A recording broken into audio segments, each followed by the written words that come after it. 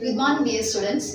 In the last class, we completed one of the most important area of this chapter, that is scientific management, its principles and techniques. So we are starting the next important part of this chapter, that is Fayol's modern management. Okay, and simultaneously with Taylor, there was another management thinker. It was Henry Fayol. Okay, Henry Fayol was a French industrialist and a manager. He developed his own theory of management, and that theory is well known by the term modern management or administrative management.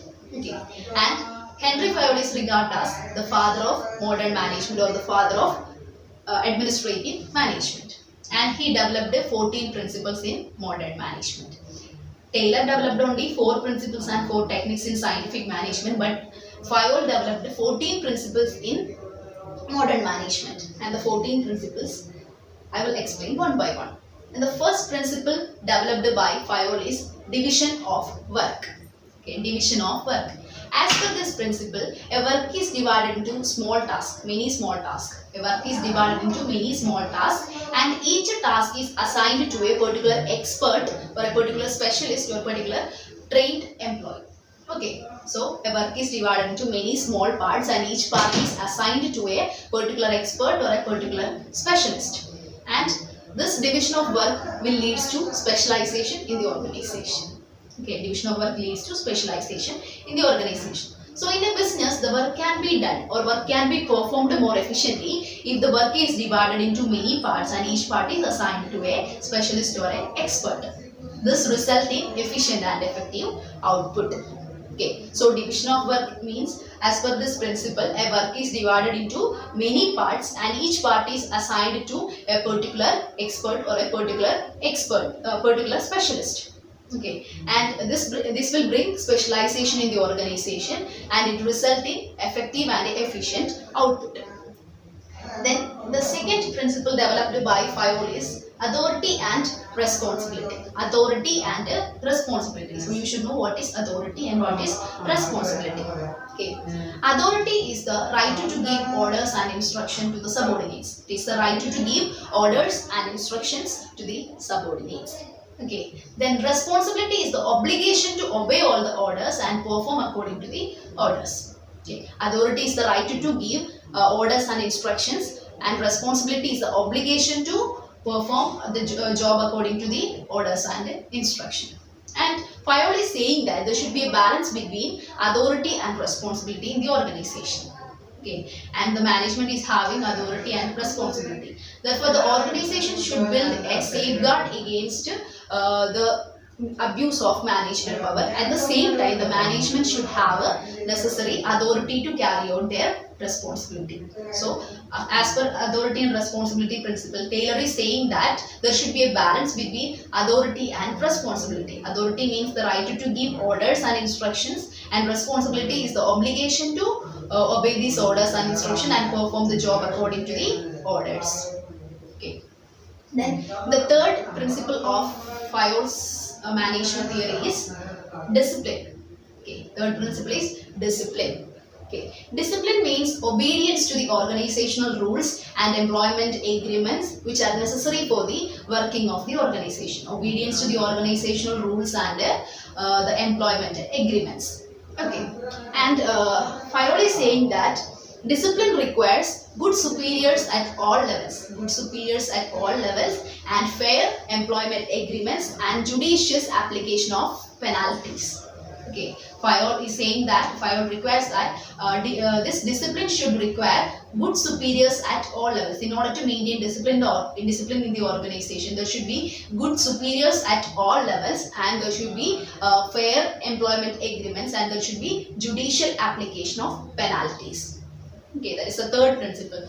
So first one is division of work, second is authority and responsibility, third is discipline. Then the fourth one is unity of command. Unity of command.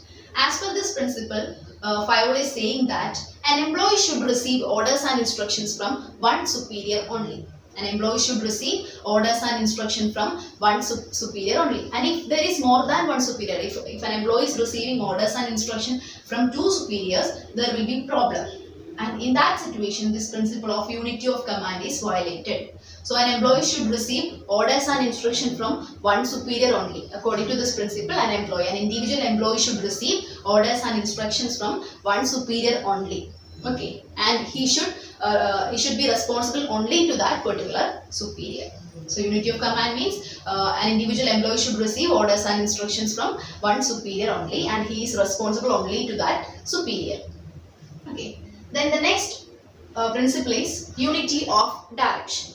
Okay. As I already explained, every organization is having its own objective, and the individual employees is having their own objective, and it is different. Individual objectives are different from the overall objective of the organization.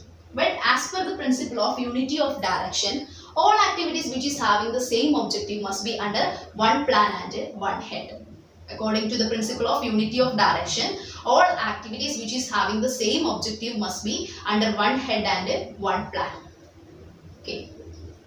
Then next principle is subordination of individual interest to general interest. Subordination of individual interest to general interest.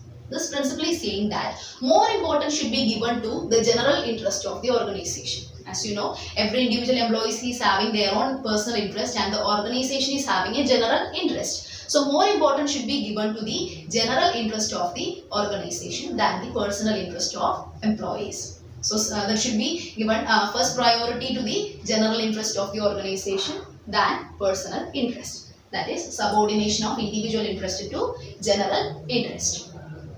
Then the seventh principle is remuneration of workers. Remuneration of workers. This principle states that the remuneration which is payable to the workers should be fair and reasonable both to the employees and the management.